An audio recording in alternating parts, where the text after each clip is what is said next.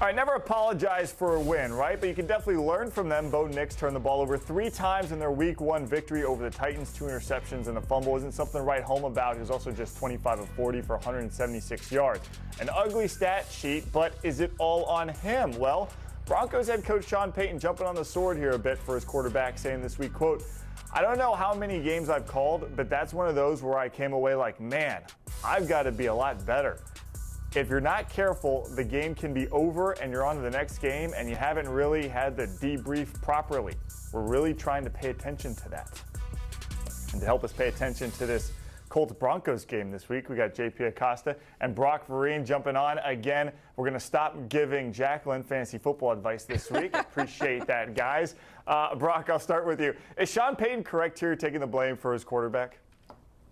You know what I would say? I would say I'm just impressed that he put himself out there, whether it's true or not. Let's go back 2 years ago when Russell Wilson was the quarterback for the Denver Broncos in Sean Payton's first year.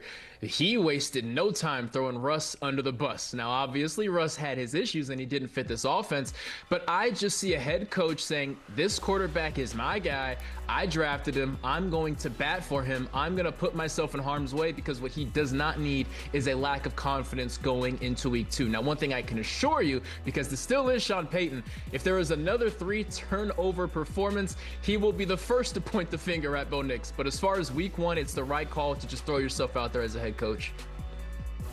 I absolutely agree with Brock here. I think the biggest thing that Sean Payton did is keep confidence in his young quarterback. Of course, everybody knows Bo Nix didn't play that well in their opening game. I'm sure Bo Nix knows that he didn't play that well in their opening game. But the way that Sean Payton sort of taking the blame here is really important for Nix and his continued growth to make sure he remains confident in the offense. And not only that, but confident in himself. So he's not kind of turtling into himself and making this offense even less efficient.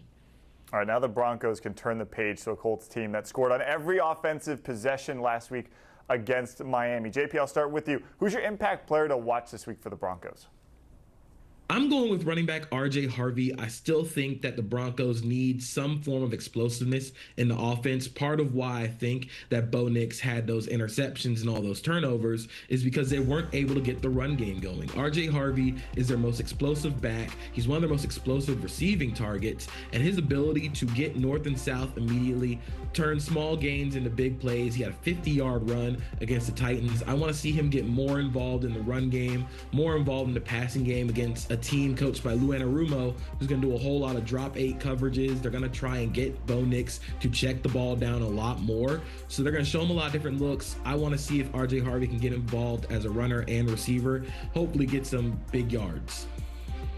I'm looking on the defensive side of the ball, and I'm looking at cornerback Riley Moss. We always talk about lockdown cornerbacks. We never talk about the poor sap who's opposite the lockdown cornerback. He will always be targeted because no one wants to throw at the reigning defensive player of the year in Patrick Surtain. Riley Moss held his own. Down the stretch last week, they kept firing at him and firing at him and firing at him. He had 2 pass breakups. And let's remember the Cincinnati game a year ago where he did get torched. It happens. That ruined our perspective of him. He had a great year. He's healthy again. So Riley Moss will continue to get targets, but he will continue to perform. All right, Brock, let's find out if Daniel Jones, who is the leader in the clubhouse for maybe feel-good story of the early part of this season, what do you take away from his performance, Brock? Do you think, are you buying stock in his resurgence, I guess? Yes, but look who he was playing against, right? I mean, I want to give all the credit in the world to Daniel Jones. I am always going to go to bat for guys who got their backs kicked in a little bit, even though the talent is there. As long as he doesn't turn the ball over, he's fine. I compare him to Jared Goff, except he turns the ball over. Daniel Jones is not going to pick you up out of the mud, but if things are going right and he's holding onto the football, you will always have a chance to win, and that's enough. As long as Daniel Jones continues not to do that, the Colts are going to be in a fine position, and one thing that we didn't see week 1 was his ability to really run the football, and I'm sure Coach Shane Steichen is ready to unleash that at some point here soon.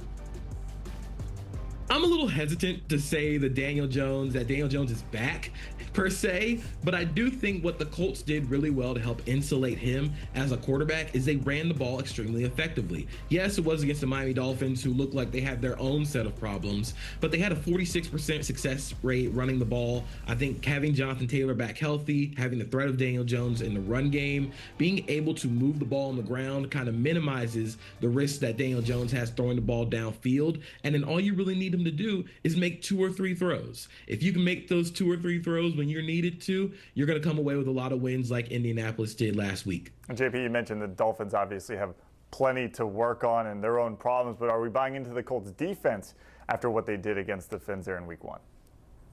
I am. I've always been a believer in Lou Anarumo. He is a veterans defensive coordinator. He throws a lot of coverages at a lot of quarterbacks that they don't really understand. They'll do a lot of drop 8. And the thing that really stands out is their defensive front is still very good. When you have DeForest Buckner and Grover Stewart playing the way that they do, you have Leatu Latu on the edge. You have so many guys who can rush the passer and stop the run. So I think having a front that can win with 4 and having that ability to win with just your defensive line will be able to help Lou Anarumo sort of mix in all those different coverages that he wants to play. I'm right there with you, JP. It's for real, specifically the back end. Since you highlighted the defensive front, let me highlight the secondary. Cam Bynum making plays, doing crazy celebration dances. I'm still trying to figure out what that was. Nick Cross, the leading tackler. Xavier Howard recovered a fumble. The DBs balled out. They looked fantastic, and that was actually my biggest question mark coming into this season. Charvarius Ward looks healthy. They're phenomenal. So if they can stop the run, which again, Miami didn't really threaten that. They didn't really pose a threat at all. But if this run defense can prove itself to be strong, we know that the back end is not giving up points easy. This is for real. I think Bynum was doing some sort of flopping fish, which I think is just, just defensive at that point when you're doing it to the Dolphins. All right, the 25-point differential last week, the biggest score disparity of week 1. A lot of players made a lot of plays for the Colts there. So, Brock, I'll start with you. Who's your impact player, to watch against Denver?